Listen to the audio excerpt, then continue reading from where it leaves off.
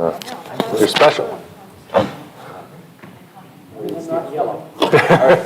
Good afternoon, everyone. Welcome to this December 5th, 2024 school board meeting. As always, we'll start with pledge allegiance.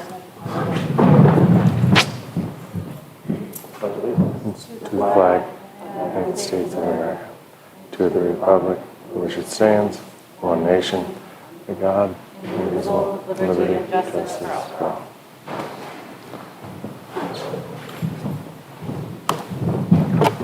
All right. Head right into the agenda. Open the floor for public comments. 5:16. Not seeing any member of the public. We're going to close the floor at 5:16. Next up, we have committee updates and board comments. Anyone have any committee updates? Oh, we do. Yeah, we met, I wasn't able to stay for the entire meeting, but we met with the Teacher Growth Evaluation Committee and had guest Dave Cartoonin to talk about how do I word it? Graphic. Yeah. Yes. I was trying to think of animations. Yeah. To go with looking at that educator. The budget committee met Monday evening, Thanksgiving week, so things are about to kick into high gear. I believe the council has voted on their budget, and this is shortly forthcoming, so everything's starting to roll downhill towards the deliberative session. It's the season. Anything else? No? All right. Next up, public correspondence. I think everybody on the board received it, but we did get another letter from a member of the community about outdoor education and recess. It actually, the PTA has been very involved in that, and Todd has some meetings set up to discuss with the PTA committee next Tuesday. Yeah, so, person see what comes out of that. Head into reports. Olivia, despite Spencer being here and doing a good job, it is great to see you back.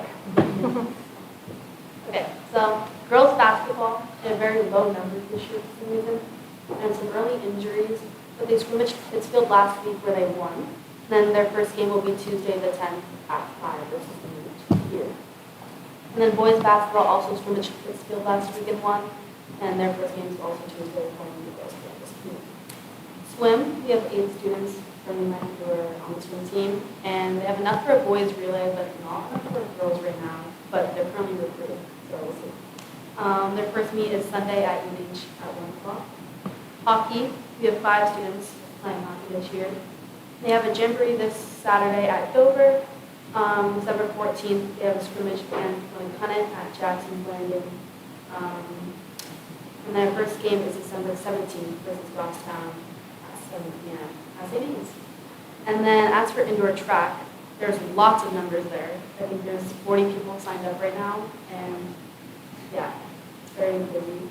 First few practices have gone well, and then the first meet for indoor track is Sunday the 15th at UH at 9 o'clock. Clubs, we had our first SAG meeting, so I got to meet with all the leaders of every club, so now I have a lot of good information.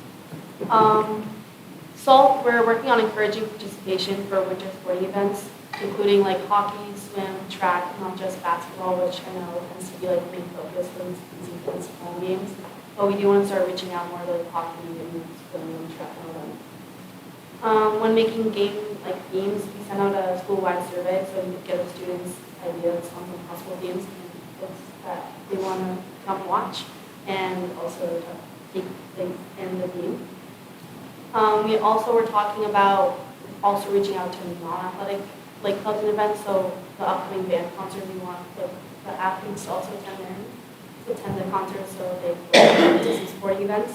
So we're just trying to really engage more participation. And we're also planning on making Christmas cards for the residents of the Pines.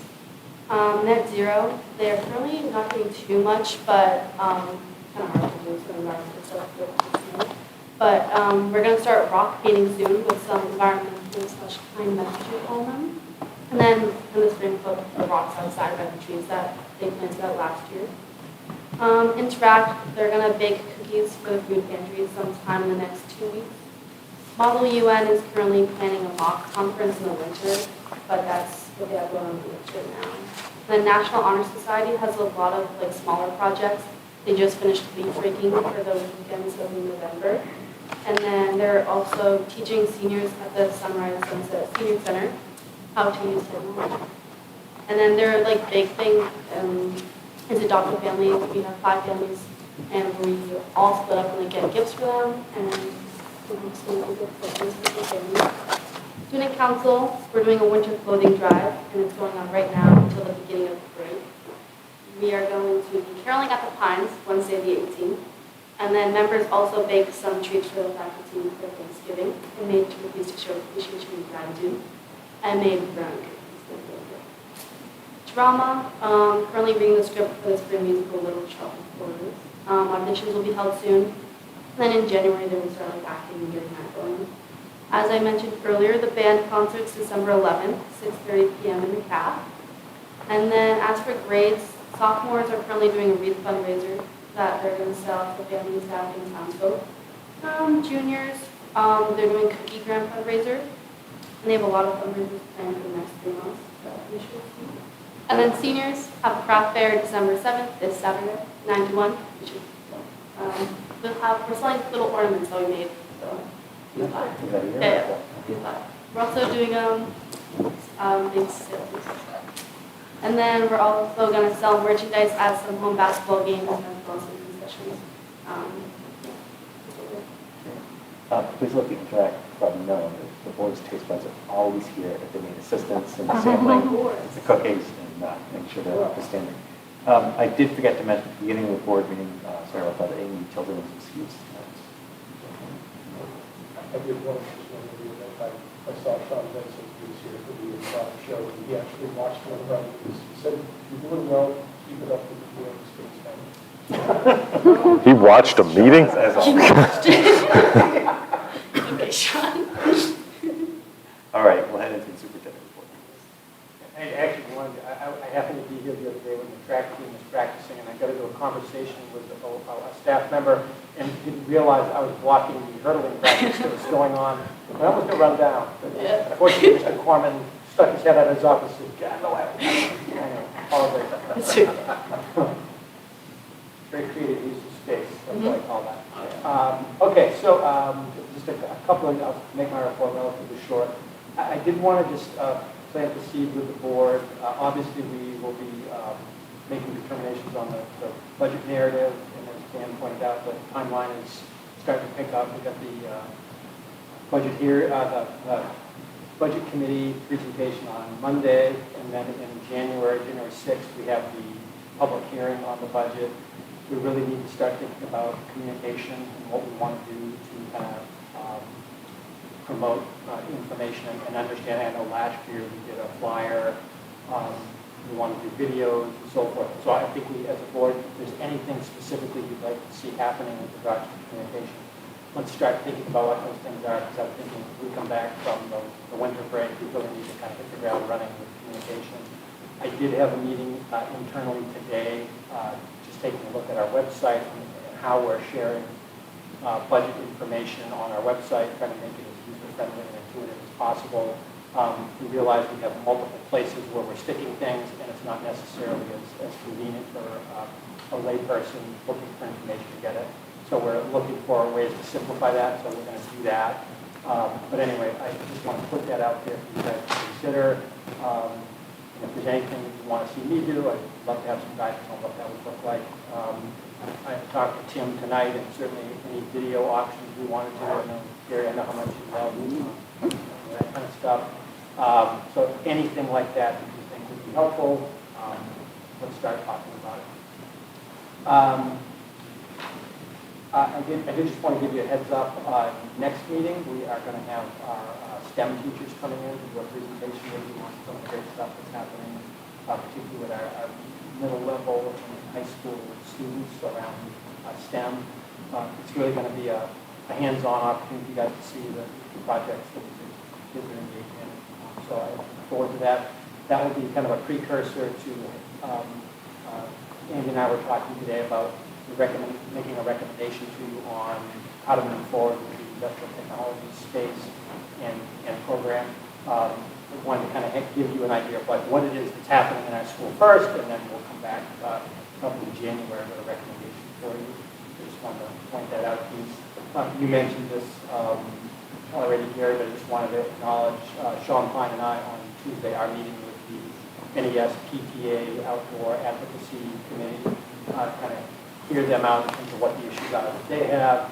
Sean has actually been doing some legwork internally, kind of collecting as much information as possible about what are the outdoor learning experiences that are already happening, so we kind of share that information, and hopefully we can find a common ground and so forth. I would like to say that I think both Sean and I think most educators really believe in the value of utilizing the outdoors for learning. So there's no resistance to the idea. It's just a matter of how do we best, do that. So anyway, I look forward to that opportunity, that parent group. It's great that we have a group of interested community members who want to talk about that. And then the last thing I wanted to mention is obviously there were a lot of disappointed kids today when they thought they went to bed thinking it was going in my house. Yeah, a snow day. Clearly, it didn't materialize. But don't lose hope. Eventually, there will be a snow day. I just wanted to once again remind people how that process works so people can be aware. When there's a weather day, I'm up at 4:30 talking to road agents, looking at weather reports. Mr. Riley and I connect with each other and talk about parking lots and that kind of thing. I'm on a text chain with all the regional superintendents. Everybody's weighing in on what they're thinking about and so forth. And once I've confirmed the conditions and what needs to happen, I always make an announcement by 6 o'clock in the morning, and that will come in the form of an email, a text, and a phone call. Again, presuming that your information is accurate in the system. So if an incident occurs and you don't receive that communication, it's probably because we don't have the correct number or email address that you want to receive it at. So if that happens, reach out to your kid's school office and correct that information. We do put it on the banner of our website, so it will go there as soon as the call is made, and it's also on WWR Channel 9. So all of those places are places to get that information when you never will find it. And that's all I have. Great. Thank you very much. About the outdoor education, and I know you mentioned the letter. I mean, it was more than a letter; it was a petition, and there were a bunch of signatures behind it too. So there is that outdoor advocacy group from the PTA. Yeah, they presented to us tonight. Let's see, we talked about it, so I held off on that. Oh, okay. They formally do it. Okay, yeah. But it was more than just one person or a couple of people writing. There's obviously some. The whole committee. Yeah, there's a group. That's the committee and beyond. It seems, I think there were 85 signatures. and it very much is it's more to me. What I see when I read that, I see more than just recess, right? Well, I do see, but I also see the importance of play versus sit down time in early childhood education, and I'm very interested in this. This is I think it's so The valuable. opportunities that are kind of baked into the system now. Sure. I mean, one of the things, and actually just to one of the things I want to have a conversation about, because I 100% agree with Phil. The idea is outdoor learning experiences. The request has been very specific to extended recess time, and what I want to kind of tease out the difference. And I think there's lots of outdoor learning experiences that occur. The librarian at the elementary school, Jennifer Casey, she regularly bring kids out doing nature walks and things of that sort. There's a gardening club that is regular. They have a garden that they're managing. It's very regular that kindergarten kids are going out and doing various activities, looking at nature and so forth. So there's lots of things that happen. Can we say we have a scope and sequence of how those experiences happen? And can we say with any level of certainty every child gets this experience over the course of their 6 years of elementary school? I think that's where we have work to do in terms of mapping that out. But I think just based on, Sean put it out to all of his grade level teams to say, what are the kinds of things you're doing? And there's a lot happening. I think the issue is, can we coordinate? Can we maybe establish some common goals of what we're trying to do? And can we, begin to develop some core learning experiences that every kid is going to get access to? Yeah.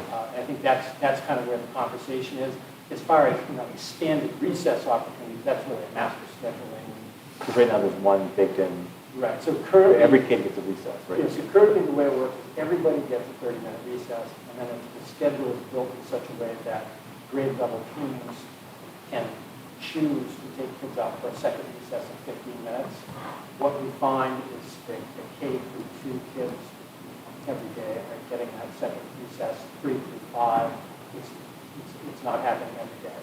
I think teachers are making decisions based on instructional needs and so forth that don't necessarily result in it.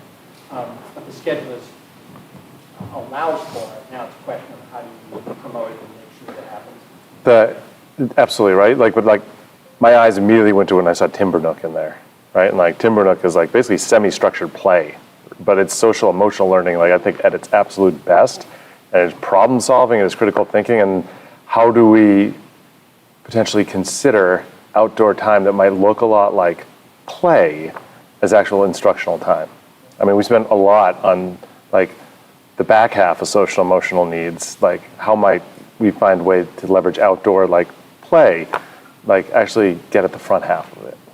I'm hypothesizing here, but I could imagine that having a third grade class and trying to get everyone together, get their winter gear on and go outside for a 15-minute recess and then get everyone back in out of all their snow gear probably takes longer than 15 minutes. So I'm sure there's a balance that teachers need to really make on, Absolutely. resources throughout Absolutely. the time. I think, every day, the other thing that I think is worth acknowledging, like I went through and looked at all the elementary schools in like about a 30-minute radius of us in terms of school day. And Newmarket Elementary actually has one of the shorter school days. We have a 6-hour and 20-minute school day. Many are at 6:40, 6:45, 6:50 time frame. I mean, certainly one conversation could be, would it be valuable having a longer school day in order to be able to give more time to have a range of priorities? I would tell you, my experience has been the minute you start talking about more minutes, those minutes get filled up very fast with many other priorities, and it may or may not be recess time. It may be other learning experiences that we feel our kids need. But yeah, it's all part of the same conversation, and I don't think there's any resistance to the idea that the outdoors can be a valuable place to learn and do things. I really don't think there's any resistance. It's just a question of, if the issue is more recess time, that's a master schedule issue. There's nothing significantly structurally different. I think if you're talking about we want to promote outdoor learning in an organized way like you're talking about, it requires us to think about it and look at it in terms of a curricular scope and sequence and map it out. But two, if we mandated, if you use mandatory recess, there's some make me take a mandatory recess during the day, but if we did do that, I mean, the options are either less education time, if it's recess, or we make a longer school day. And if we make a longer school day, who does that impact in a negative way? Would we hear from them? But we also could look at like there's other, or like more time active outside results in like more impactful time in the classroom because they're focused, they're like. I think with the schedule, even if the master schedule appears in theory that it lends itself to something, there's a big difference. You can't have a 25-minute block for a 15-minute recess. You have to have a 30-minute block for a 15-minute recess because you have to take into account all the transitions and getting kids out there and then starting the timer and all that. And, as an elementary school teacher, if you're a classroom teacher, you are, bound to a certain number of minutes for certain core subject areas. And that's where it becomes like, okay, so like I'm going to race in with my kids and what was supposed to be this, like getting some energy out and really being ready to focus. Now we're all feeling like we're sort of pressed for time and racing the clock. And I presume you're not you could be a classroom teacher when you bring kids outside. It's more than just you supervising kids, right? Yes. So you Yeah. need to. Which, and I didn't mean to like open a whole. No. I think That- I think it's part of where and I'm looking forward to the conversation just to kind of tease out what exactly the request that we've heard so far is more recess. The bigger thing about utilizing the outdoor for more outdoor learning experiences, whether it's structured play or any of that kind of stuff, that's a bigger conversation, which if that's what we're talking about, then I think that's more of a curricular discussion. If it's truly just more recess, then it really is it's a master schedule conversation.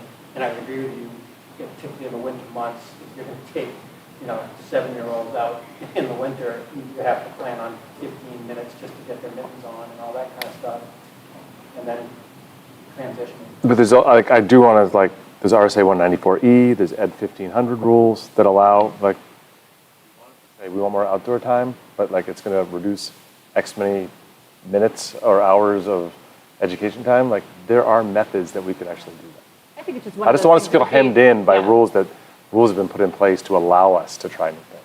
It'd be beneficial even for people to like almost come in and shadow and be like, so like this is where we would need to put it, so we would need to move that, because I think, It's easy to. it's even looking at like as a classroom teacher, I would look at a unified arts teacher schedule and be like, there's all this time. But for example, today I took my 5th graders out for a playground audit. We were out there for 15 minutes, but it was like we came back in and we had like 12 minutes to debrief and compile everything that everybody did, and then the time was over. And it's a 50-minute block, but we were really only, and that's 5th graders who are capable.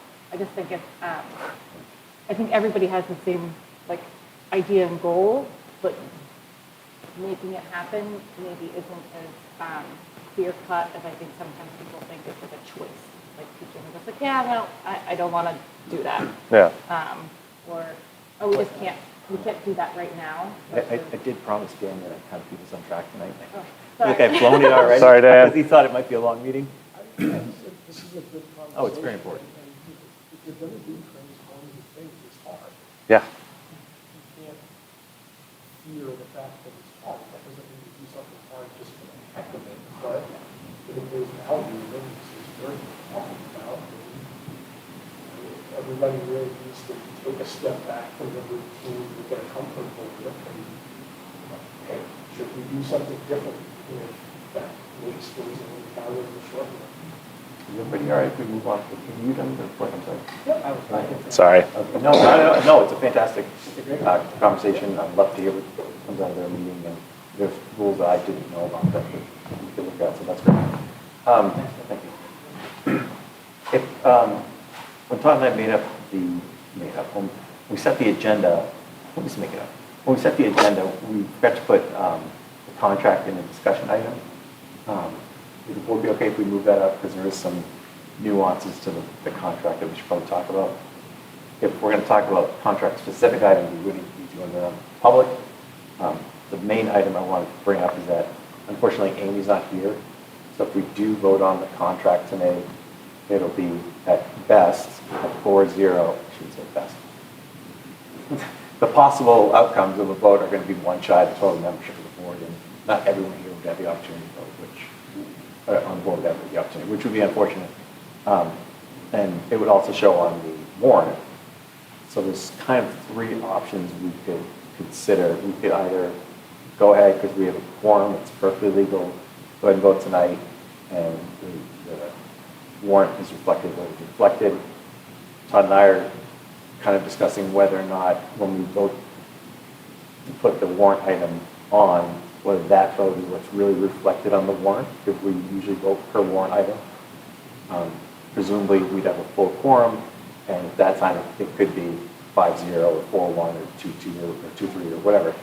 But all members would have the opportunity to vote.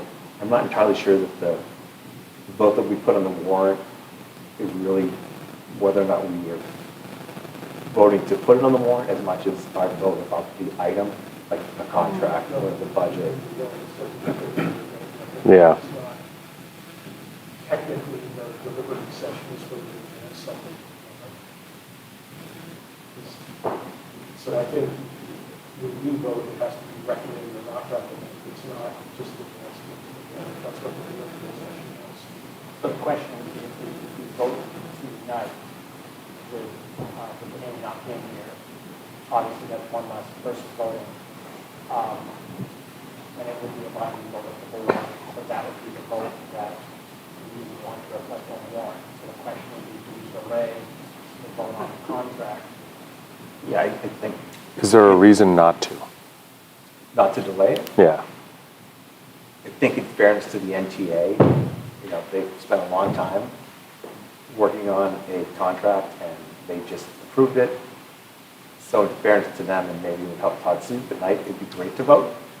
A third option is that we can go around the table and maybe give our personal opinions about the contract and allude to whether we're in favor of it or not, so that maybe the NTA could have comfort in what the outcome might be had we voted.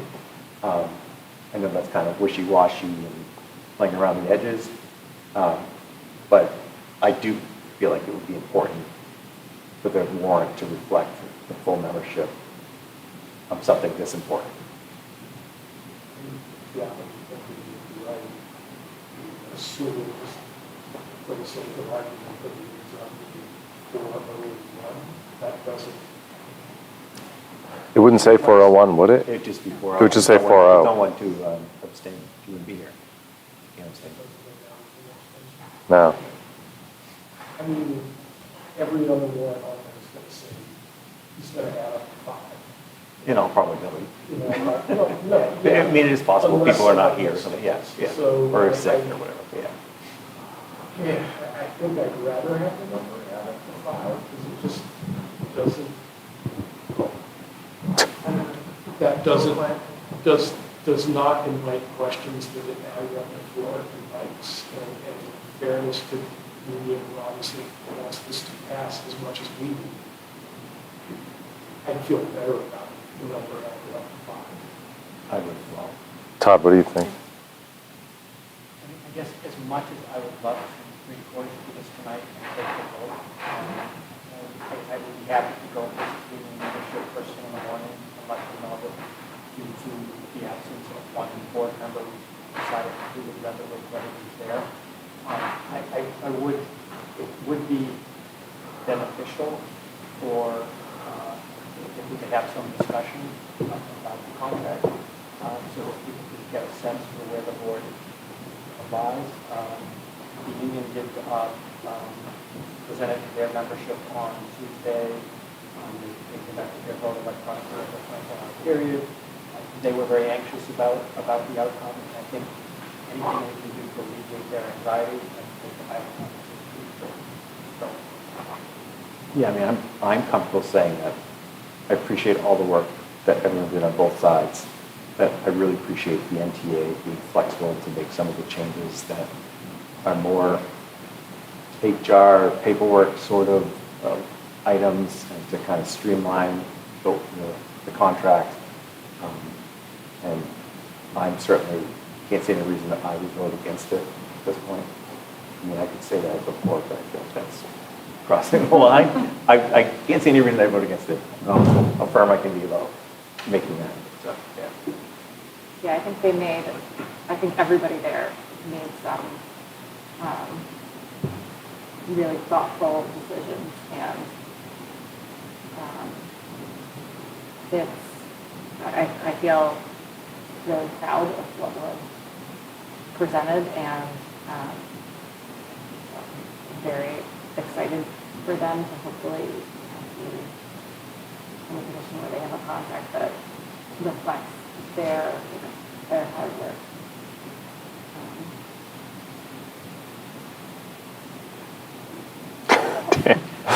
So I would give you the opportunity first. I think like any contract negotiation, there are components of this that I'm not super excited about, and there's other parts that I think are like strong, and that like all things being equal, I think this is a solid agreement that has been met at. I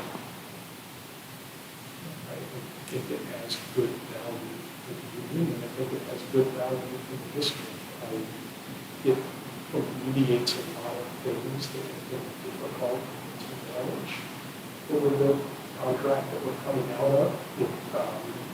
It provides a lot of clarity for both sides. That, again, it didn't exist under the previous agreement. But again, I say what Gary said, I don't see anything in there that makes me think I would want to vote against it. All right. Hopefully that will be semi-useful to you. So I'll just say, in case Ellen and Shannon are watching at home, I will come see you in the morning. Just let you know where everything stands, but we will, numbers will put the vote off until the 19th to be able to have all five. Yeah. Not because of Yeah, just concerns about the, Yeah. It's just such an important item that we want to get the full membership's representation on the board. We appreciate their putting up with our little nuances of being a school board. Next up, we have, speaking of warrants, the warrant articles for the 2024-25 draft that Jana is going to present to us, please.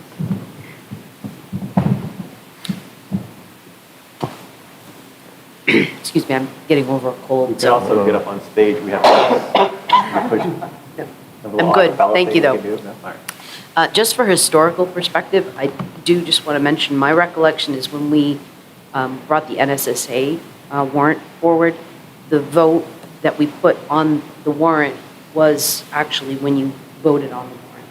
So in this case. We were discussing that. I thought, it seemed like I recalled something like that. Yeah. So I think you actually read every article and then the board voted on it. So I think tonight you could say that the board supports, because I think that's kind of how it happened last time is It is. The question is that the intent of that, the number on the warrant is the intent of who voted to put it on the warrant or whether the intent of the item on the warrant, right? Yeah, I guess that's for Maybe the board semantics, but- to decide, but I think last time we presented the ideas that were encapsulated in the NSSA agreement to you folks in advance, but the formal vote on it didn't go until the warrant was in front of you, and that was what went on, because you read it off and we did a 5-0. That's my recollection, but. We certainly voted on each item individually. Yeah. I don't recall if we previously voted on that contract. I don't think you did. I don't think that a vote was taken on that contract. I think we discussed it and the board was presented with information. The subtlety here, though, we could vote 5-0 not to recommend something and still put it on the warrant. Mm-hmm. Oh, yeah, it's a great point. A great way to clarify, I think, what we're, yeah. But I think you're right, we did do that. I think perhaps that's. Yeah, because the language on this warrant that I'm going to go through with you, it actually says the school board recommends this appropriation. So that would imply that you agree with the whole thing. But I don't think that anything you would do tonight to support it would negate the number. I think the numbers would be when Gary reads this and we take a vote. That's how we've done it with the budget committee and that's how we've done it here. So, for what it's worth. Perhaps we should from council what we're actually. I think unfortunately, we weren't planning on a board member not being here tonight, so we didn't actually plan for this contingency, so. No, but going forward, it's clear, and I agree with Janet, that's kind of what we've done. And certainly on the other articles, that we would be voting to put them on that, and that would reflect us putting them in the warrant. But I'm not entirely sure. I think I agree with Dan that that's the intent of that vote. The board votes to recommend or not recommend. You send those warrants to the moderator. In the deliberative session of the moderator, you have a vote of the voting body to advance it to the record. But I think your analogy is we could vote against something, but also to put it on the warrant, and we should reflect that we voted against it, that we did not recommend it. I mean, it is entirely possible to have a warrant article that says, school board votes not to recommend by 5-0. And we would have had to vote to put that on the warrant. Yeah, Yeah, which is, yeah, so. I mean, they're separate questions. Yeah, Certainly, I the agree. other variable, which we, in my time here, not had, we could have a citizen petition warrant. Exactly. Vote on not recommending. Vote on the warrant. Yeah. That can be.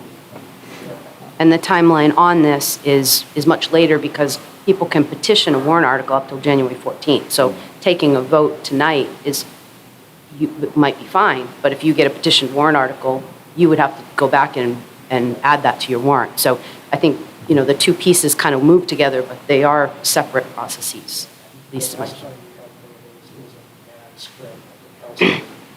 Everybody could vote happy on weird nights. Yeah. Just to get a vote on it. So. I'd certainly appreciate it. Yeah, we'll get to that. So what I've given to you tonight, and again, this is a very rough draft. This is just based kind of upon our structures that we've had in the past. And since I've typed it up, Ellen, I don't know if she gave you a version, but she noted that I had left a former board member non-signature page. So this is definitely not a done deal. Everything. In your backup does have one. Okay. The highlighted pieces are on here just because we need to confirm dates, times, locations, kinds of things. So they may stay this way, but we may choose to change them. The Article 2, which is our operating article, you'll notice there are no amounts there with the exception of grants and food service, which I know what those are. So those would be filled in once you vote on the budget. And the tax impact would be calculated accordingly. I can't calculate the default budget till the regular budget's ready, so that information is also not ready because I have to, not because it's based on this year's budget, but because if anything is in our budget that has been removed, that was in the budget last year, I have to then go back to the prior budget and remove that same item. So I really need to know what the final budget is before I start massaging that. Article 3 on here is the collective bargaining agreement. These are the amounts that we've talked about in the different years. It's a 4-year agreement, contingent upon your agreement to ratify. The next 3 articles have to do. Article 4 is a standard language that if the collective bargaining agreement were to be defeated, it authorizes us to call one special meeting to discuss the cost items. So that's only comes on if you have a collective bargaining warrant article. And then Article 4, 5, 6, and 7, those are the same standard capital reserve ones that we had. If the board recalls, Article 5 is the $200,000 that we've been using to fund our long-term capital reserve plan. Historically, that has been funded separately and appropriated separately. It has not been like an article funded from fund balance because we felt the plan was important enough to continue to ensure that it got funded. Article 6 is for insurance and benefits trust to add some money to that, as we know that those rates can be very volatile. That, however, in the past has been voted from fund balance, meaning if we have it left in the operating budget, it would come from that. So it does not technically have a tax impact because the tax impact's already rolled up in the operating budget. And then this Article 7 is a raise and appropriate for special education trust fund, similar for the same philosophies that we had last year, that we're trying to get to a mark where we can cover a high, medium, and low out-of-district placement should one occur, allowing us to budget more closely. The amounts in these articles are discretionary. The board can choose any amount that you want. I put in the amounts that were there last year, but you can raise or lower them at your discretion. And they can also choose not to include Yep. any one of them. Right. What we've had in the past. Right. So again, this is a very, very rough draft, kind of to give you some food for thought and discussion. And then it's actually misnumbered. I just noticed on mine, it should be Article 8. It's to transact any business that comes before the deliberative session. So obviously, this is just a lot for you guys to kind of think about what you want to do and how you want to proceed with amounts and very early effort. But What I'd like to have happen at our next meeting, and talk through these, because the public hearing is January 6th, and obviously we give the proposed warrant to the budget committee prior to that. And January 6th comes up very quickly after we return from the holidays. So ideally, if we can finalize what we want the warrant to say on the 19th, that's where we go forward. And the next version that you have, provided you vote on the budget tonight, I'd be able to fill in a lot of the unknowns, or many of the unknowns, on the operating budget for you. So I will make it more current with everything I have up until the time that you see the next iteration. Does anyone have any questions on that? Nope. So we're actually going on the budget narrative.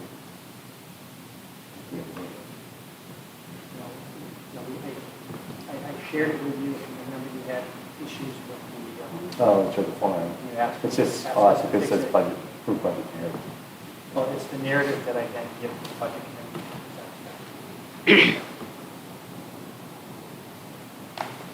Embedded within the sheets. Is the Base base. of the budget. Yeah, it's just a little, yeah. So, Does anyone what's that? have any initial thoughts? I think you understand. Initial thoughts on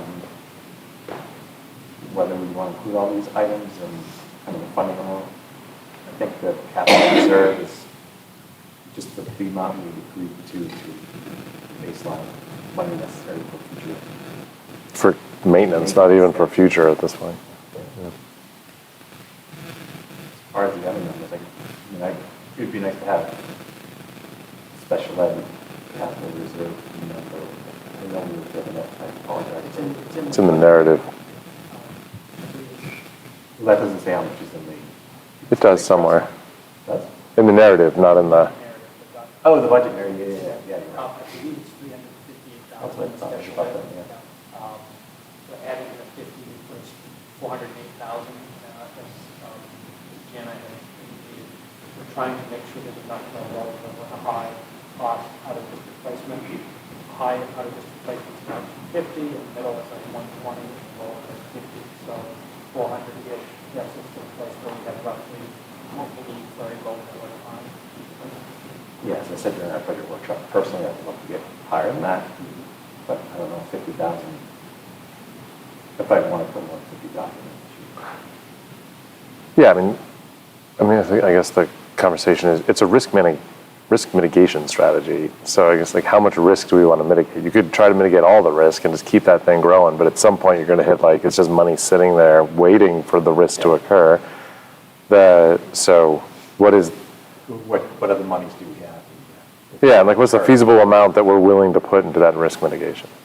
It just sounds like 400 seems to be the ballpark. Definitely where Erica has said she would feel comfortable. And we play with that number, it's got to keep going up over time. Yeah. I mean, if you get too high, you would be in huge trouble. Yeah. Because the closer we budget every year, it's not time. I That's the only mean, reason I like that. maybe Very you much for the long get term. to a point though where we're only having to put 25,000 a year on top of it, just to keep up with the inflation. Yeah. Yeah, and unfortunately, probably in the investment where we get very little return because they don't liquidity.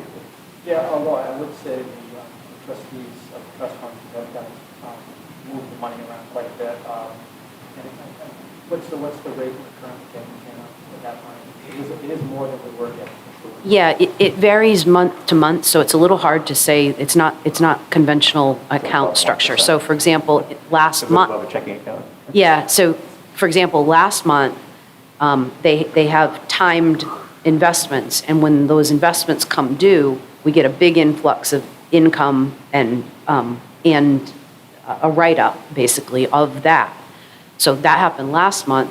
This month, the earnings actually was less than the fees in this month, but we had a very big month last month. So it kind of, over the course of the year, we were well in advance of where we had been in the past, but it's hard to say like month to month what a rate would be until you really come to the end. If you had to guess, I know, hate being put on the spot. I know it. Yeah, I do But- hate but if that. we're not getting 0.5% or 0.1%. No. Or anything like we used to be getting. For where we would get- perspective, if you'll let me engage with round numbers, I can tell you we roughly earned about somewhere in the neighborhood of $2,500 on all of the monies in our trust accounts historically in the old vehicle.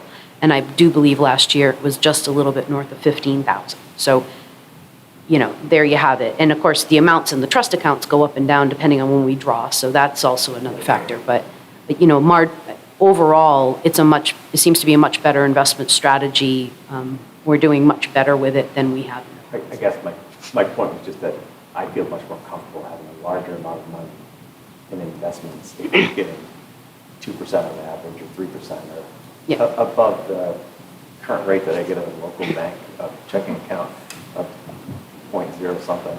You want to be exceeding past book savings. Yeah. I'm looking at the budget narrative that has the report from September 30, 2024, and year to date, we have 1 million, we had, at the beginning of the year, we had 1,734,600 in trust funds. Year to date, we've earned $30,227.59. Right. On those investments. And again, then sometimes we have some months where we have a net loss because the fees outweigh. So, but overall, it's going in a very positive direction. Does anyone recall the amount that's in the insurance benefits? Is that what those funds are? Oh, look at that. $126,852.69. And it's 75 first year, 50 last year. You did 50 last year? I think you're right. It was 75 and 50, I may have the order of them. No, if you do, it's because it says 75 here. We had 50 the first year, 75%. Oh. And we're spending roughly how much per year on benefits, total insurance and benefits? It's usually in the neighborhood of $1.2 million over, I'm talking health, Okay. health benefits. So, there was that 1 year, a couple years ago, where just a difference of 2.8% amounted to a $50,000 deficit we had to make up. So what we have seen in the health space has not been just a 2% increase. It's been crazy, so. I'm just trying to frame how much money do we have as a percentage of what we're spending? It was a 2.8% difference between what we budgeted and what we were what we actually. budgeted, yeah. But if there was a 20%, this would cover almost a 20% increase. Right. in Yeah. expense. But I just want to This is say. for the delta. Right. In between Yeah. budget years. But I just want to say that's not unheard of, because sometimes yeah, we've absolutely. there are Yeah. districts out there right now that are facing 20 and 30%. Yeah. But again, this is not you just Sorry, keep Lon. putting money into it till the end of the day. It's risk mitigation, like what percent increase do we want to assume is possible and get it up to that and keep it around But that. possible that we can't absorb throughout our normal budget. Yeah. Exactly. So, Well, I'm assuming that the hike's going to occur off cycle, right? Or something that all of a sudden we're going to be stuck in a place where we have a budget that's voted on and we have more to pay in insurance. but I guess. Because we're voting on the budget for a whole year in the future, right? Yeah, but I guess the point is that when we tap into this, if it's an increase that we couldn't feel comfortable taking into the current budget, the proposed budget and covering. The other factor that this sometimes plays into is collective bargaining cycles, right? Because if you make a systemic change to your benefits offerings in any way, and you kind of, in your regular budget, you have to budget static, you would put the additional cost into your collective bargaining agreement. But if you're making a systemic change that's going to impact your operating budget, for example, you go with a different plan administrator or something like that, you're looking so far out when you budget that there may be some things that you might need to mitigate to just manage your budget. So. I misspoke, you're right, we would have to absorb it in the current year's budget. Right. This the is increase. because we can't absorb it because we're budgeting close. Exactly. You can't absorb it in the current year budget. You tap into the capital Yeah, reserve of the exactly. trust It's fund current, to yeah, you're right. I mean, make I up look- that delta. I look at this as like, there's the risk that the insurance rate can go up, there's that, but then there's also the risk that you have 3 or 4 people leave and we hire people that go Yeah. from a single coverage to a family plan and the cost differential is substantial. And so you can have, a family plan is what, $35,000, $36,000 versus an individual is like 11 or 12. And if all of a sudden that cost shows up in 3 or 4 people, that's a hard thing to absorb. But we generally have been able to do it because there's enough back and forth. But those are the kind of dynamics that can play out. I mean, certainly, there's no question the risk of a substantial rate increase after we've set our budget is the thing that I think motivated this initially. But there are any number of variables that might cause rate to go up. we're optimistic that with the change in the insurance plans for next year, it's going to be a relative gain to the system. But it could be the other way around if you happen to. So I think that for me, like for next time, I think my question would be similar to the special ed one. What is the number that we think we are willing to maintain as a risk mitigation strategy that is not so overly conservative that we're just having money sit there? I mean, I feel like we're getting close to the 75. Yeah. We're just hearing that even a 20% is what, 50,000 or whatever, like, or the 2%, right? Like No, what's the percentage swing that we would expect? Like most likely, most dangerous? 20% is 200,000. 200,000, right? So that's like, we're almost there though, right? We're almost sitting there. We're at 175. Yeah. Exactly, that's my point. So I mean, a little The bit other of an thing increase. is, we don't budget with the assumption that healthcare costs are going to stay flat. Right. We're Fair budgeting point. already with probably in any given year, a 10% increase. Right, great So point. 20% really equates to 10 in terms of what we'd have to hit the trust fund for. So, I mean, I don't really have a problem with adding to it this year. I just, at some point, we're going to hit the point where, okay, this is the amount that makes sense, and maybe you just top it up a little bit to keep up with inflation, but you're not going to keep like piling 50 or 75 year in, year out. That's my point. I'm with you. And I'm wondering if this is year 25 in the scheme of everything. It's not a ton of money for the tax rate, obviously, but maybe it's not even worth thinking about this year. But I wouldn't be upset going to 50,000. I'm reading the tea leaves of the town right now. I think every penny that we push is worth having a conversation about right now. I mean, You're 100% right. I would also throw, I mean, one of the things that and I think this is a good strategy, but it's something to think about. We did create the CIP warrant article as a separate appropriation. And certainly one option is, remember, the order you have things on your warrant dictates what gets approved.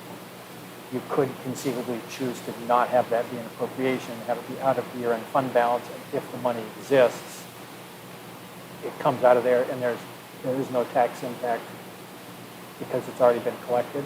Now, it's a bit of a shifting things around. That being said, because ultimately, if you have $200,000 at the end and you give it back, it does reduce the tax burden. But you could consider doing it that way so that you're taking out a fund balance. But it would need to be a high priority item because we can't not have the money to keep doing those projects. Well, yeah, we don't need to make decisions on it. Right. Good conversation. Thank you all very much. Unless there's any more conversation. I'm trying, Dan. Next up, we have Gary, Mr. we believe. We believe. we have Mr. Riley with a roof replacement RFP. Good evening. This was an RFP to replace 3 roofs here on the high school. This was an interesting one. I had to put in a few different options. One option, of course, the roof has to be tapered to not only feed towards drain, but feed towards edges. There are 2 ways you can do that. The insulation that's tapered or structural insulation.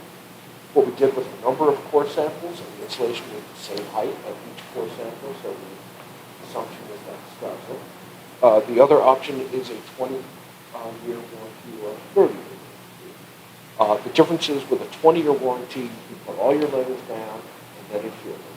With a 30-year warranty, the layers are adhered, which is far more expensive, it's far more labor intensive, and we really feel the only people who carried that properly was Academy Roofing.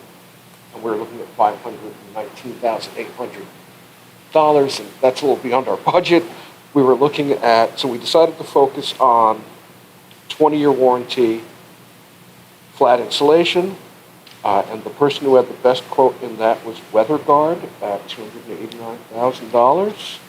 I did reference checks on WeatherGuard. They got fantastic references from the town of Dover, City of Lawrence, State of New Hampshire for the state courthouse, and the town of Dartmouth.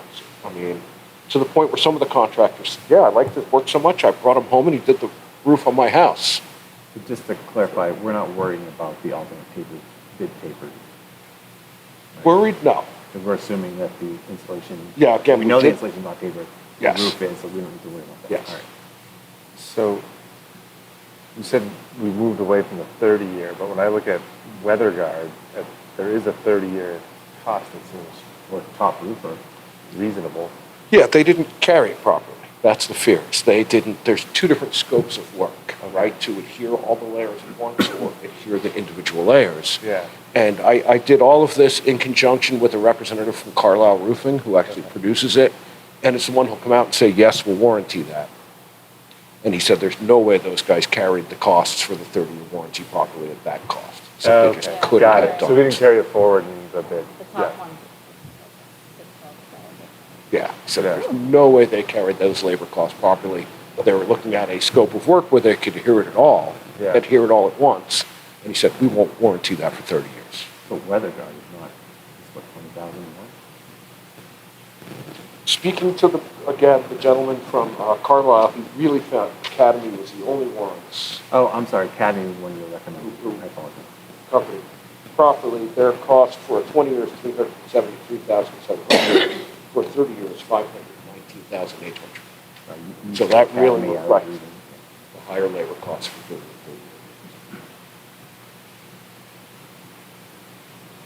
Did you ask, like, weather guard, like, hey, like, You're kidding me, right? No, that's what I would have asked Yeah. Weather Guard. No, there were, I thought about, let's go out to bid, let's say, okay, take another shot at the 30-year. Yeah. And I got some pushback, hey, they already saw our price. You can't go out and bid again for the 30-year got it. because Yeah. my price is already out there and it's Yeah, no longer a they're fair lowball. bid. Yeah. Exactly. And, I work really hard to keep these bids. yep, I respect that. When I get an email of a question, I create an email group, and any question that I'm asked, everybody gets the answer. I make sure everybody does the walkthrough. I have no favorites. I want the best product and best price for the school. And to do that, I really fight to keep this as level a playing field as I I can. appreciate that. So, sorry. So, Academy, we're looking at 150,000 difference. Number, probably less than that. I'm not doing my math very well. Between 20 and 30 years. What percentage of the roof is this covering? Because to me, 150,000 for an extra 10 years seems cheap. If it's only 1% of the roof, then it doesn't seem cheap. It's 3 sections of, if I remember correctly, 9 sections of the roof. It's not a lot of roof. And For the the whole sections are equal inside, I presume? Ish. ish, right? I'm talking 30%. Honestly, the gentleman from Carlisle said, it's a 20-year warranty. Said, odds are it's going to last you more than 20 years. And he warned me, you're looking for 30-year quotes, you're going to have a sticker shock on the 30-year. He really tried to talk me out of even asking for the 30-year. Wow. And I said, hey, I want to throw it out there just to see if it's 10% more, Yeah. right? Let's do the 30-year. Is that because he sells roofs for? Could very well be. Not trying to put himself out of business. Yeah, I'm But not his trying rec- to turn him into a Batman villain here, but 30 years does seem appealing. Yeah. So, on his recommendation of, the pricing difference, he goes, clearly nobody covered, what the labor cost difference would be.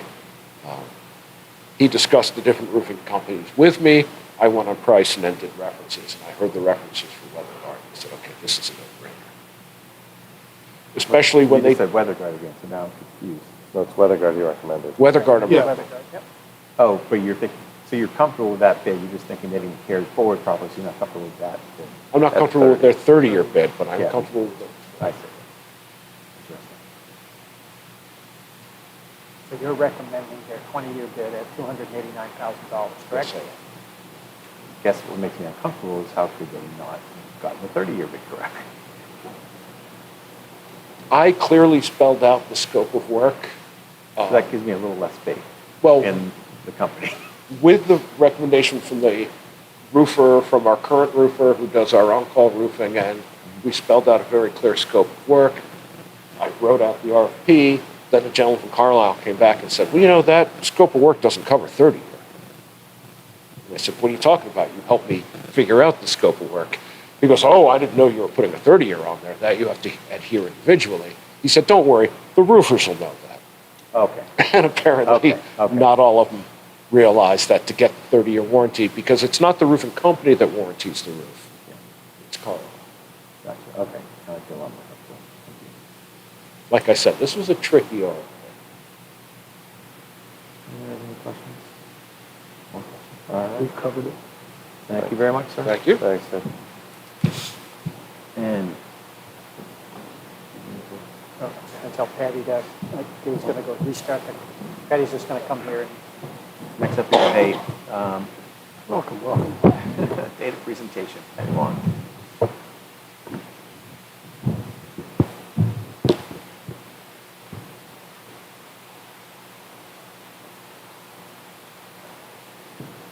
still asleep. Who are you keeping now? I like this telling you to go.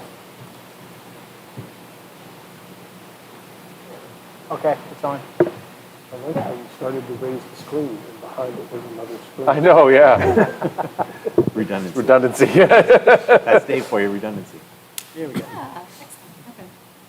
Hello, everyone. Nice to see you. So I'm going to walk through the data, the current data. Nick, you'll notice in your packet or what I sent to you. Need to pull that mic closer to Oh, you. okay, sure. Is that better? Okay. What I sent to you, I finished off last year, so you can see the 23-24 fall, winter, spring, the benchmark data. I'm also going to share SAS data. So to begin, this is just a review of the testing schedule for both the elementary and the junior, senior, middle high school, the fall, winter, spring. So what's new this year for the middle school is that the students are taking the iReady assessment. That's what the elementary had first year, and it's so positively received by all.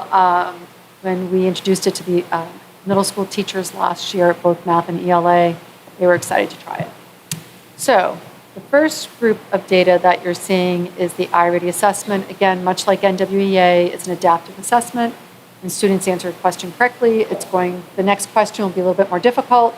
If they answer a question wrong, it's going to adapt and give a little bit easier question, and that's to be able to identify and pinpoint exactly where the student is as measured to the grade level standard, because it's a criterion reference. So every criterion reference assessment, every question is aligned to the grade level standard. So when you're looking at kindergarten, because they're so young, you're not going to have scores two grade levels below, obviously, or 3 grade levels below. So when you look at that 1 grade level below, you almost have to think about that as, especially as you work through the upper grades, that the kids haven't really been exposed to all the standards in the new grade level that they're in. So it would kind of make sense. It looks like they're 1 grade level below, but really they've mastered the standards from the previous grade level. And they're kind of that's where most kids tend to fall with the iReady assessment. So for our kindergartners to see like half the class a little bit are at that 1 grade level below, but certainly kind of ready to learn. And then it's nice to see that you have 31, a third of the group almost are kind of right where they should be at kindergarten on grade level. They've probably mastered some kindergarten standards, and then 14% of the students above grade level. Grade 1, so as you know, grade 1 is our larger class. To see that 80% 1 grade level below, again, like I said, when it comes in at 1 grade level, they don't have all the first grade standards mastered. So I'm hopeful to see in January, when they take the January benchmark, a really big increase of learning in their scores there. Did you have a question, Phil? What's the dates of this testing? So this was fall, so our grades 1 through 5 took the test 3rd week of September, I want to say. So it's early. Very early, they like to give them 2 weeks just to get to know their classroom, their teacher and all that. Kindergarten, we waited till October, about the 2nd week in October is when the kindergarten students took the test. They're right out of summer.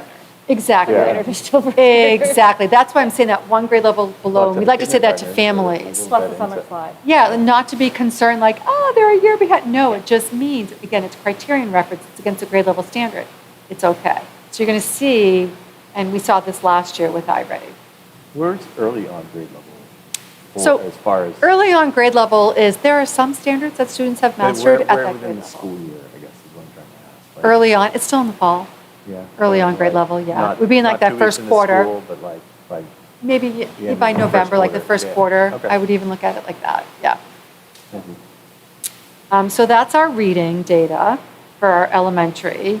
And then here's math. So interesting, I look at our kindergartners, that's pretty amazing that their math scores, I thought, 23%. For our kindergartners, they did pretty well. And, moving through, I think it's kind of exciting as the kids are, in fourth and fifth grade, to see those percentages, I guess, for the one grade level below at 39% instead of like a 68 or 70. You're seeing more of that jump, which is nice to see that.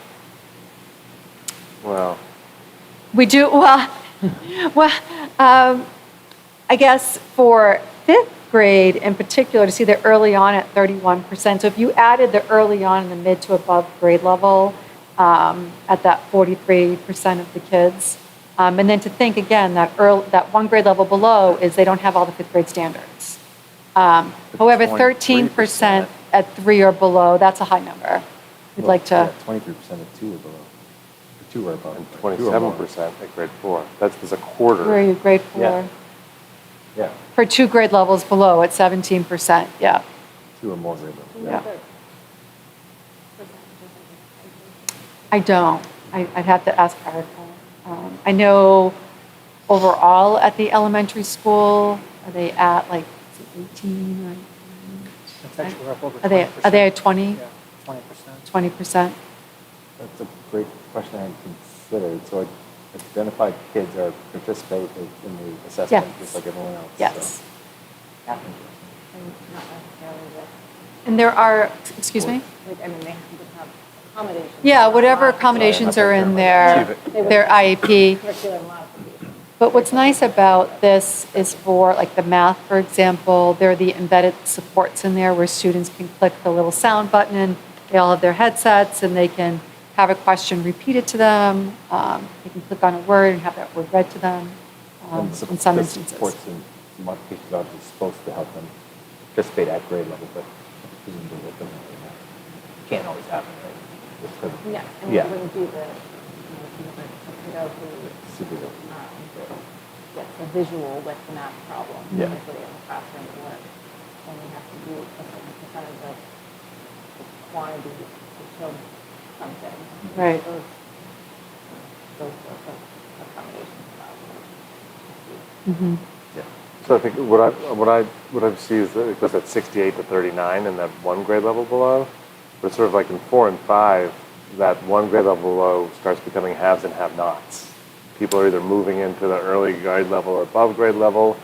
Some are. Well, yeah, that's where sliding that, reading to learn versus learning to read. Right. You're seeing that reading to learn in grades 3, 4, and 5. Well, particularly in 4 and 5, especially in the content areas, in science and social studies. So as that reading becomes more complex and rigorous, it's more challenging for students, which is why we have students in intervention. And at the elementary school, they have, an intervention at tier 2 time in the day where students get what they need for an intervention. And I would just say that the literacy coach, Jackie Hansen, and the reading intervention team are just really working hard, really looking at data and putting kids in groups based on the skill area that they're working on. But this is math. Oh, well, math would be the same way. We have math tutors, and Jackie's actually helping and supporting the math tutors as well.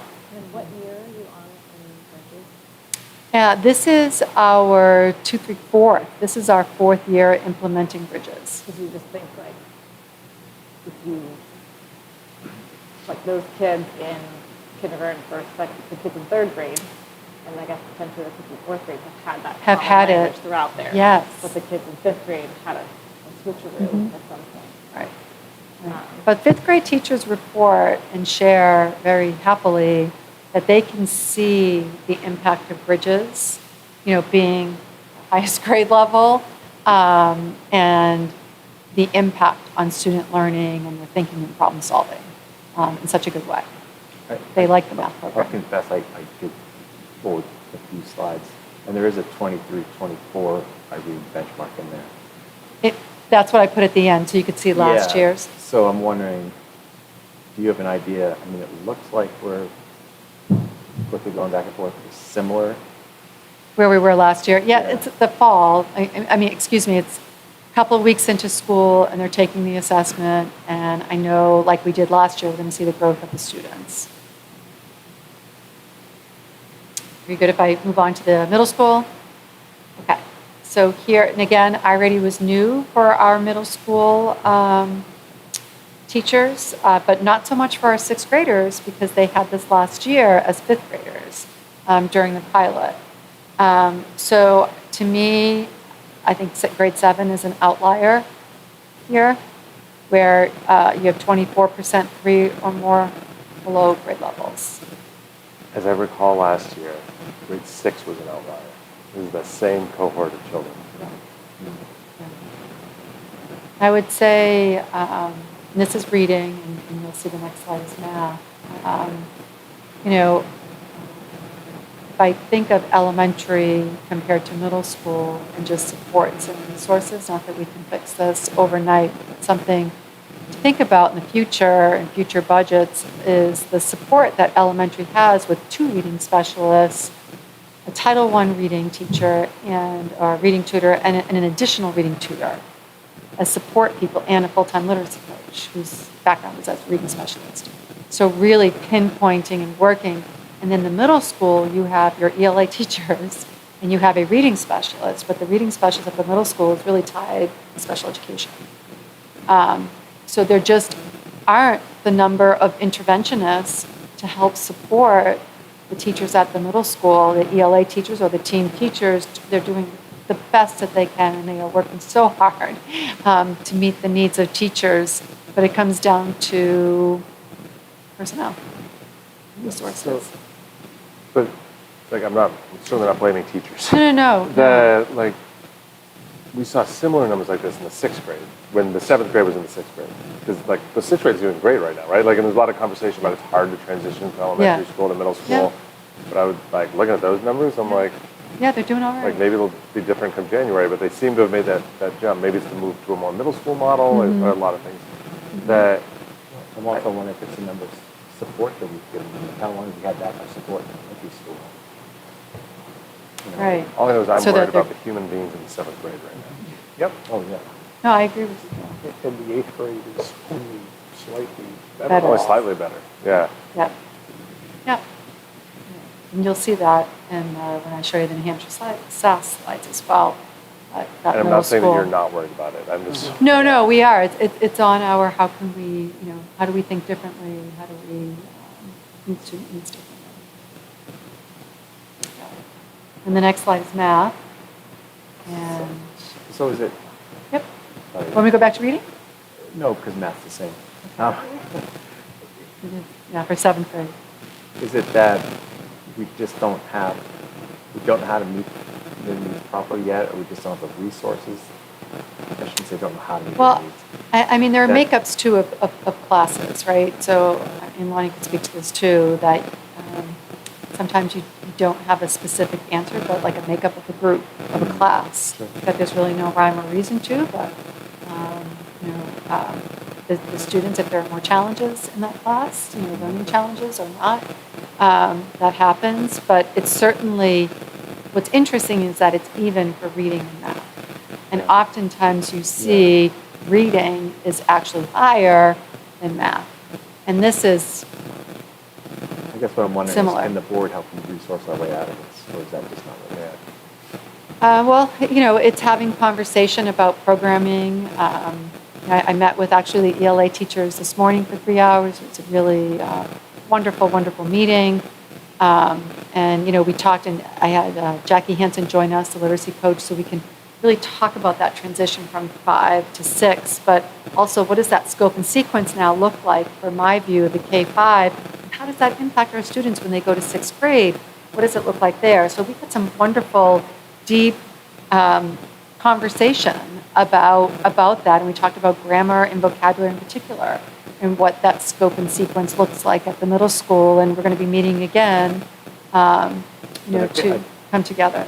Sorry to interrupt. No, that's okay. I feel like we're starting to get a handle on that, because if you look at the numbers, 6th grade is, This is doing well. yeah, it's the 7th. And they were a strong 5th grade. You'll see in the SAS, our 5th graders were very strong. They're like You're really asking, is there something that we We can can do do to target to target this those, group yeah. to support them? And I think that certainly, I think some of the dialogue that we can have with our MPSS Yeah. structures, we certainly are having those kind of conversations and what can we do to target Providing that. interventions for kids and directly addressing the skill gaps that they have, zeroing in on the skill that they have not mastered. But we know To what close to do. Do we gaps. not have the resources? Is that? Well, I would hesitate to say we don't have the resources. I think we At just the middle need to school. focus our energies Yeah. right now. I mean, maybe did we just get the resources recently? We finally started to figure this stuff out the last couple of years, sort of thing, and now we just need to put. I Put it think into- there have been, my feeling is, and certainly Patty, Yeah. jump in, we have made some structural changes that I think we're going to start to see benefit of. This is the first assessment at the beginning of the year. I would suggest that we allow some of the changes and things we're doing. Same, and not to like take effect. panic so much now, recognizing it's still within that second, third week of school, and like the changes and having a win block, the teachers changed the structure of the win block this year to meet the needs of students from struggling or to enriching as well students. And so they're having those conversations as teams at the middle school. So I'm hopeful that when they take the second benchmark in January, that we see that growth. So that's for like the situation, like that's immediate there. I think there's an opportunity situation here too, though. Like, what is going on with that sixth grade class? Is there any way we can understand, like, The why? current sixth grade? Yeah, why are they performing above what expectations were? They did it in the fifth grade too, right? There's something that, did we provide something? Or is it just luck of the draw? There's right? randomness I- in class, right? Yeah, but is there That's- you're gonna have something that, like, that. during their I don't wanna- journey here Yeah, that I don't allowed want them to be? speak for the fifth grade teachers, but they do work differently in the sense and I'm not trying to say other teams are not, so please don't take it that way. They're incredibly collaborative. And what I mean by that, they sit together, they plan together, whether that's reading, math, I mean, they do everything together. And I think what else is a little bit special too is that the case manager, special educator, Sarah Denham, is a part of that team. And I'm not trying to say that other people aren't, but it's the way they've organized and planned that she's almost a co-teacher on that team. Is that And new? Is that new though? It's a little bit of a different model. It absolutely When did that is. In fifth grade. When? How long year? has What- fifth grade been doing it that way?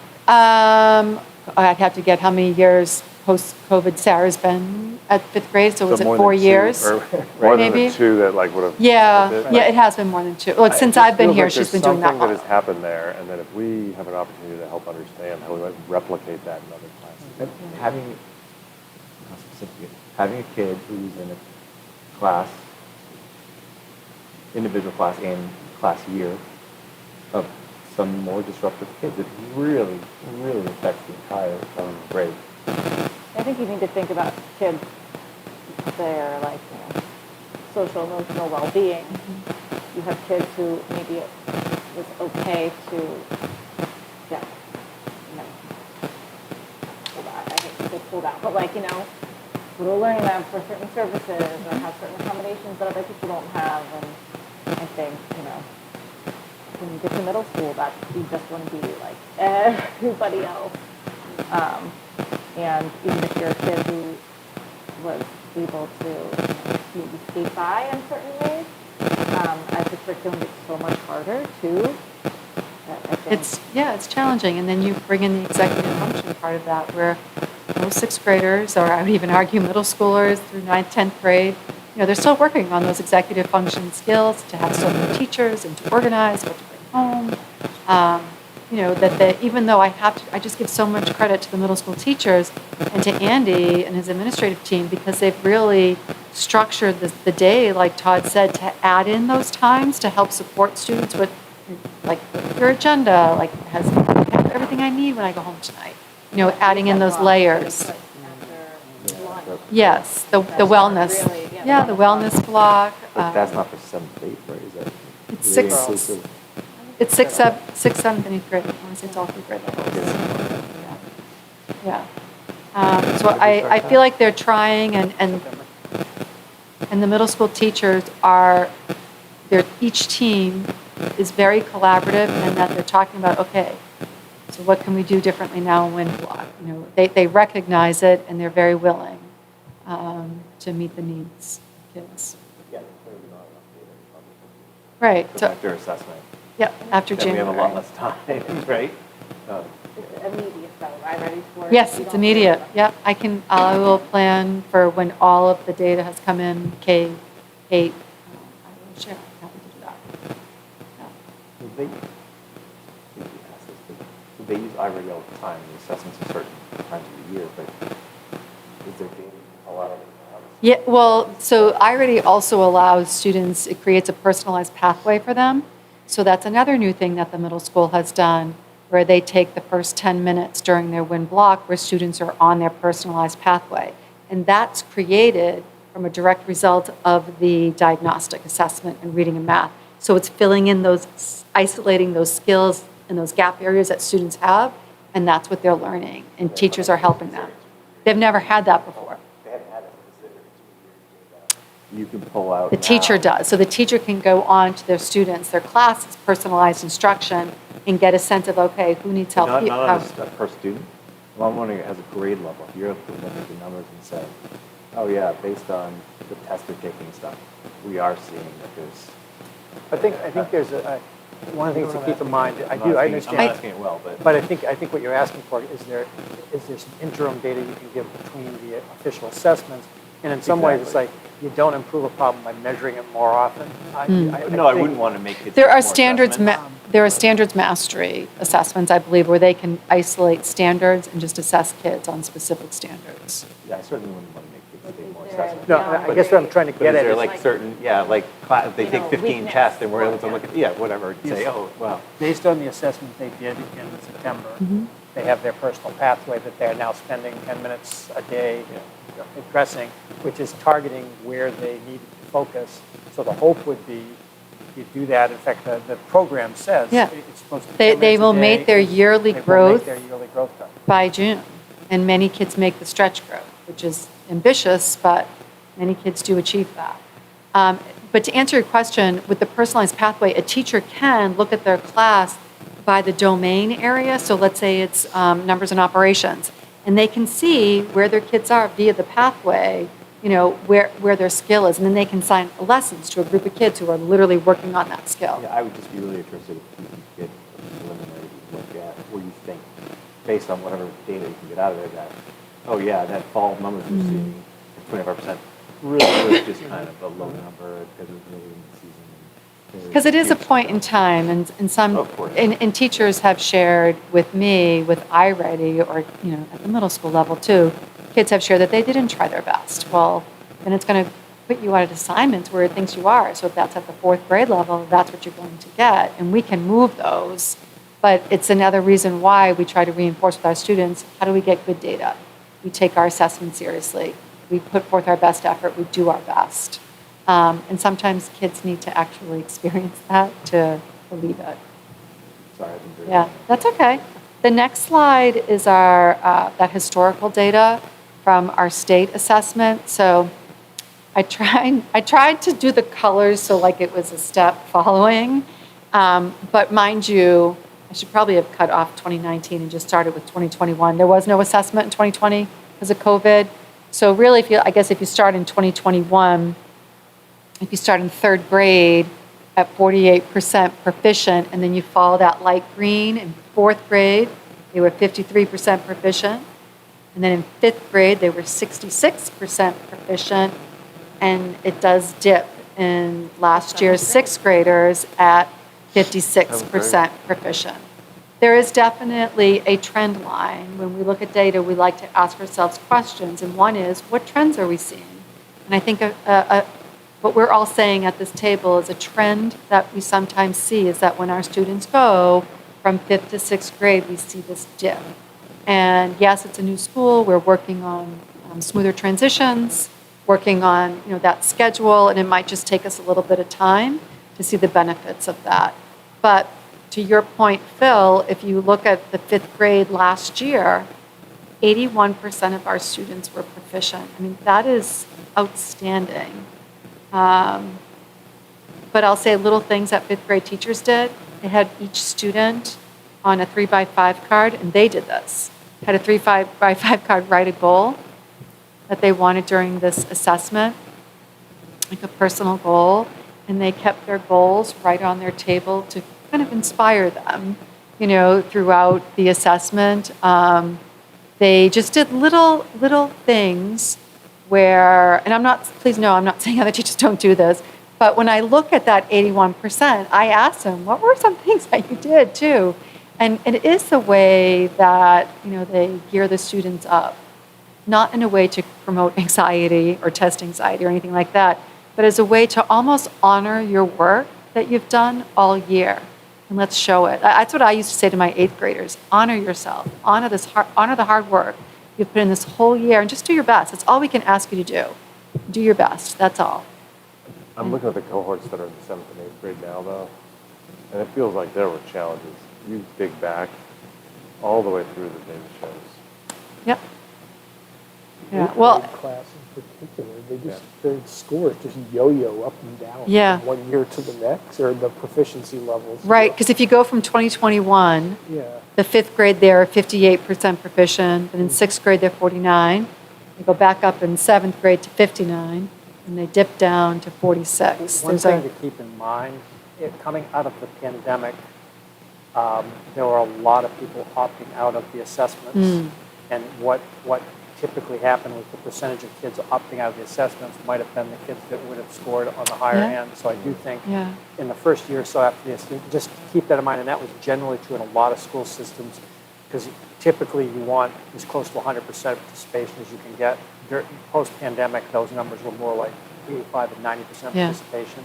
And it was the demographic of who wasn't doing it that actually skewed the results. Yeah, because I also look at the state data, and although our last year's 7th graders dipped, they performed higher than the state average, 5%. And then our 8th graders performed lower than the state, but not by much. So that kind of speaks to me too a little bit when I look at the state proficiency levels as well. I think I mentioned this before, but it would be really interesting if we were to normalize it by taking kids who moved out of district and kids who moved late into district Yeah. and excluding them from the data. So we're seeing just looking at people who've been through. Yeah, exactly. Yeah. So that's our reading, and then the next is math. And I would say again that 5th grade class.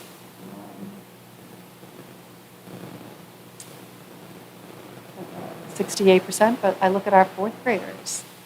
And they had some very nice gains from 3rd to 4th grade.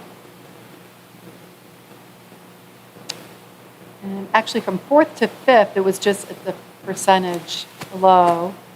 And then you see a dip from 5th to 6th, but you see a nice increase of 6th grade to 7th grade. And then I can't explain 8th grade, that dip from 30 to 26, because that's even lower than the state proficiency level. Not to cast any aspersions, it does speak to how focused and how much effort was actually put in. Like, did that group just not take the assessment seriously? And unfortunately, that does happen sometimes. Yeah, yep, it does, yeah.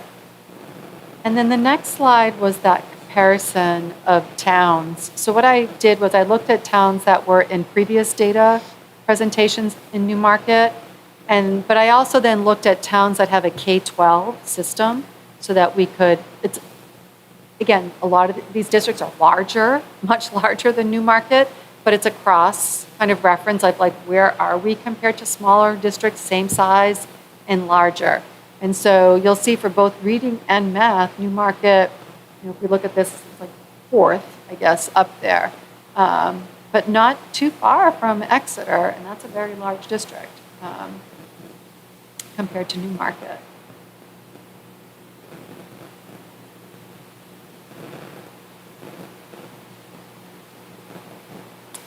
And then the next slide is math. It's really interesting that the top one is so close together. Yeah. Yeah. What does size have to do with it? the more students you have? Or what do you mean by size? You said like Exeter's a large district, like I understand that, but like how does that impact? I guess, again, it would depend upon the year and whatnot, but, I mean, sometimes it can impact you in a positive way or a negative way, honestly, but sometimes smaller Like the low districts, end, it could go both ways as well, with One or two scores. kids. You One or could- two kids Yeah, one or makes two it- kids could throws make it it. off more. Exactly, yeah. I'd love to know the socioeconomic percentages in each town and see how that factors into it. I mean, because Oyster River, percentage-wise, Bedford, Mm-hmm. Bedford, how much Oh, money, Wyndham. what's the Wyndham. cost, what are they putting in for taxes per student in Bedford versus? Yeah. And then map. Newmarket stays steady in that 4. And it was, but between Epping, Raymond, and Sanborn, they shuffled. And the same with some of the other towns shuffled a little bit. But I guess Exeter did not. So that's still in the same position to Newmarket. yeah, Raymond did, I think, flip-flop. Yeah, they flip-flopped. I mean, In Sanborn, yeah, all 3. No, Raymond did, and the chart's almost identical, just lower.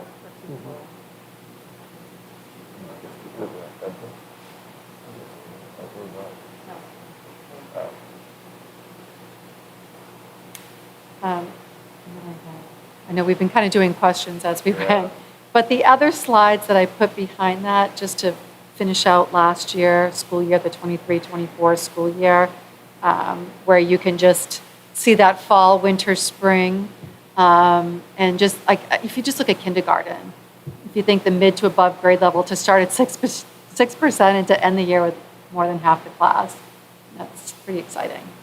Same as first grade. And the same for first grade.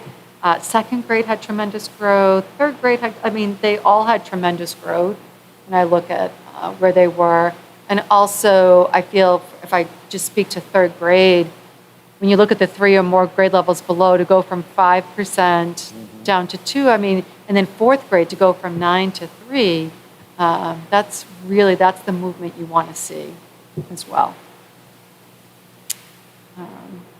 And even the 1 grade level below, I mean, they have some really great numbers there for reading. And then math. It's funny, I can't explain, but if you look at 5th grade, this was 5th grade last year, that flip-flopping, though, kind of been, like that huge growth in the winter. Again, 57%, it's more than half the kids above.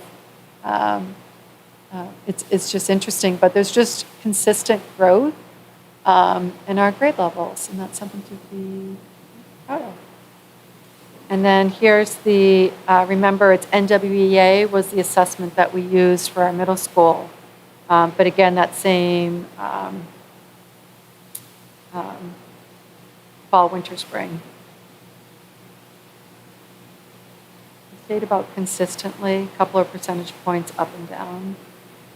Although 8th grade, I have to say, they made some nice gains from the 1st to the 20th with fewer students to start with 17% and to go to 7%.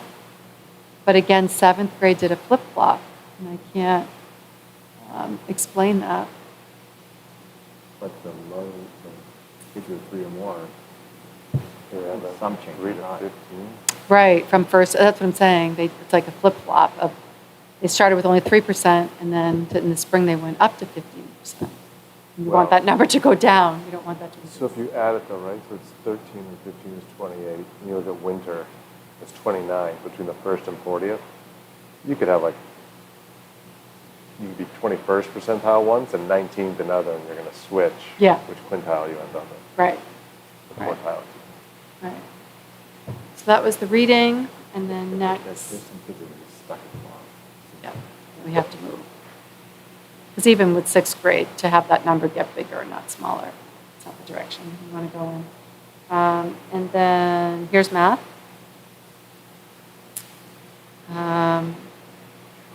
A little bit of a better improvement of moving kids from the 1st to the 20th, having fewer kids from the fall to the spring. I feel like 7th grade made some gains here.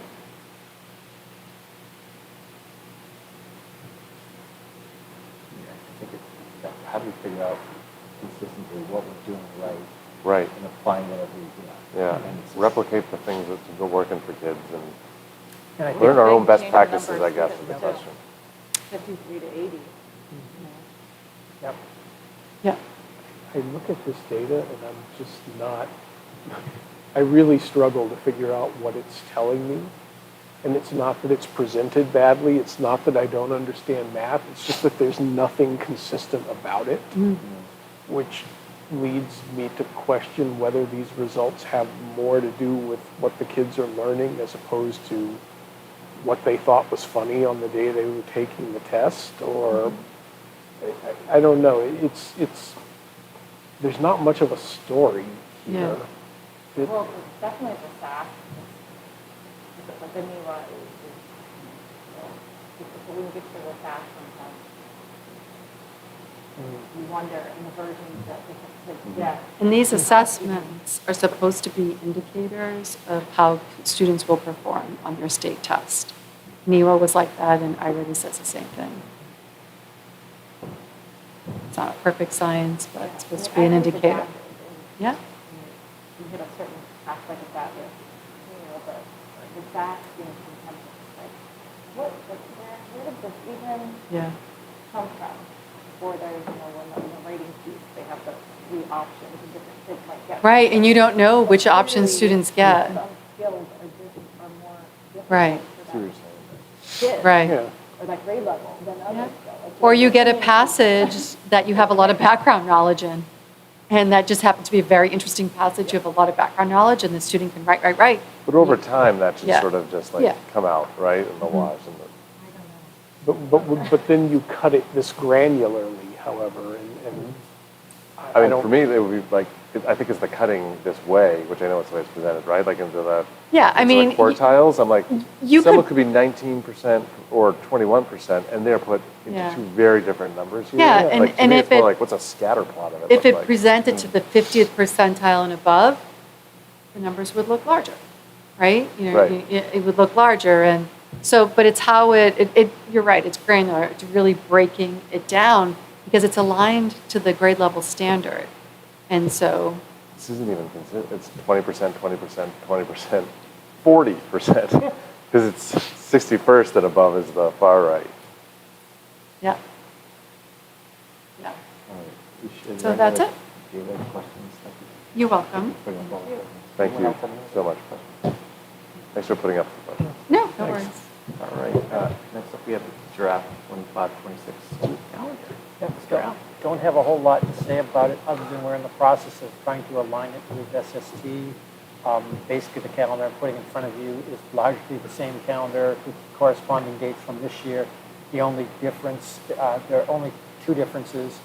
One is instead of having a September PD day, moving it to October 10th, because that aligns with more of the SST schools than the Deerfield Fair Day on September 26th. And then the other one was we had a day that was the first Tuesday after the first Monday to align with the election, and moving that to the Monday, which would be the day after the first quarter came to an end. And that day is particularly important to the elementary, because that's when we do all the parent conferences. Other than that, everything's pretty much the same, just moving for corresponding dates. And again, I am still in the beginning processes of trying to align it with SST. And as we've learned the last couple of years, there's limited flexibility for us on where we can move things.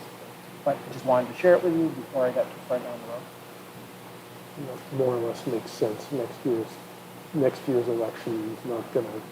We could probably get away with town hall for that one. Yeah, It's there won't be a November election in this town, Okay. because there won't be it's an odd numbered year. Right. You and I did talk about whether there's a benefit system in making it that date, Right. day. Okay. That's the standard that Exeter has taken. It does seem odd to me to have a, I don't know. Midweekish. Yeah. And we did have some conversation about the prospect of putting it, because Veterans Day falls on a Tuesday, and the prospect of putting it on the Monday. And I'd be concerned about asking people to come to work, because I think we might end up having a lot of people taking a 4-day weekend if we did that. So anyway, And before you say, oh, wait a minute, how come you didn't apply that same logic to the October? October 10 is also the same day as the NEA state convention, and a lot of teachers go to that anyway. So anyway, it's just a draft, but once I've had a chance to vet it with the SST people, I'll bring it back to you to allow you to give you a blessing. And next up, we have the tutorial. Yeah, really, if you've tried to look at, now that we've switched over to board docs, we're trying to create some consistency of how to access things. So for all of the meetings that are now on board docs, there's a consistent way you see the video of the meeting and access the minutes. And so basically these are just how-tos that Ellen put together that we'll also put on our website so that people, when they log in, wanting to find past minutes and videos, they'll have easy access to them. 10 years ago, we're caught up. Exactly. One being the other. And moving right along, here's some donations to accept. I don't think we did anything else, do we? No, actually, just one. This is one to accept later on. Yeah, we can Hold on that. hold on a minute. Down here. Oh, yeah, down there. All right, we're heading into action items. We all agreed to postpone or hold off on voting an MTA contract until we can have a full quartet, quintet, full group of board members. Quintet is the word you're looking Thank for. you. Thank you very much. And again, if there's anybody from the Not to NTA exclude- watching at exclude home, you. just to be clear, if anybody from the NTA is watching at home, please know I will come to speak to Shannon and Ellen in the morning. The vote is coming. It's purely because Amy is not here. All right, let's seek a motion to approve the budget and budget narrative. So moved. Second. It was second by Dan Smith. Is there any discussion? Just thanks for all the hard work that went into it. I know we were more of a pain about it than normal this year. So appreciate all the analysis and the lifting that went into it. I think we got to a good place. Really good. Doesn't this recommendation of budget also go on the warrant? Well, no, this is, you're telling me this is your proposal as of now, and then I'm bringing this to the No, budget to the committee. budget They're going to committee, give you yeah. feedback. Yeah. You won't finalize your budget until you You're set right. the warrant. Thank you. You think I've learned the second side of this. All in favor? Aye. Whoops. Is there a C?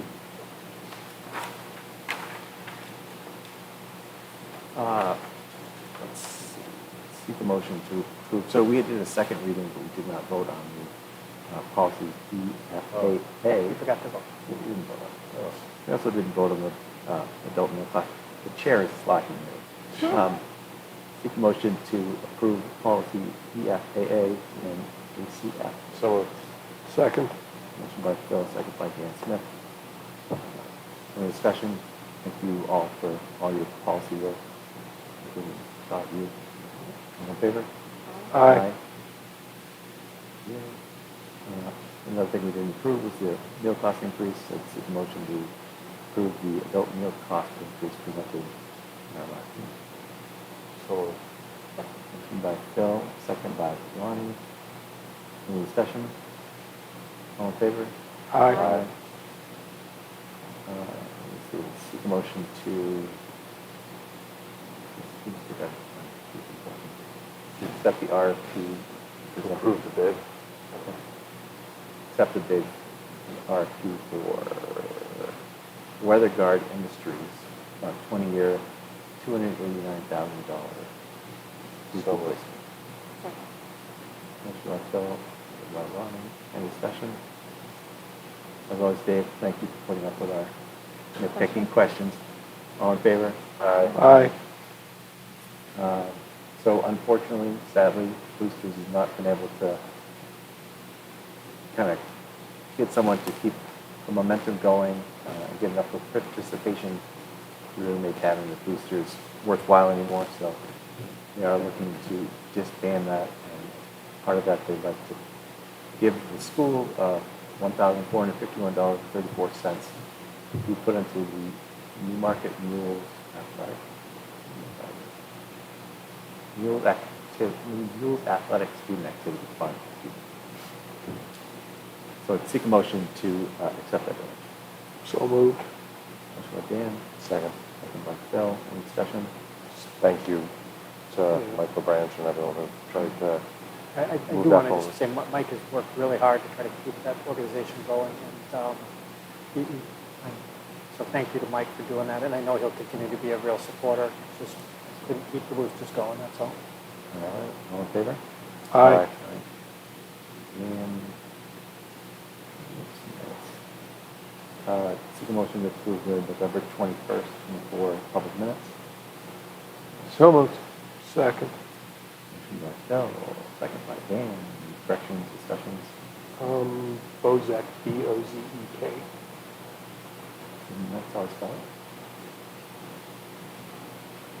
Is that spelled correct? If you had A-C-K. Oh, I thought I caught that incorrectly.